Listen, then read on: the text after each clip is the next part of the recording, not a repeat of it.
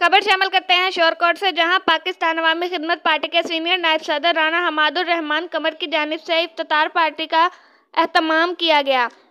افطار party में chairman Pakistan अवामी खिदमत party मौलाना मोहम्मद आसिफ माविया सियाल, secretary खदमत आमा हाजी अदनान जाहद गगड़ाना सियाल, सेक्रेटरी अमूर नौजवाना राना खालिद इफ्तार, नायब सदर मलक आसफ, सीनियर रहनुमाओं चौधरी असदुर रहमान, मोहम्मद अजीम कमर, दिलबर हुसैन, ताहर अब्बास, मोहम्मद अमरान, हुज़ैफ़ा नसीर, राना अब्दुर रहमान, हुज़ैफ़ा हसन, उस्मान हैदर व दीगर ने शिरकत की।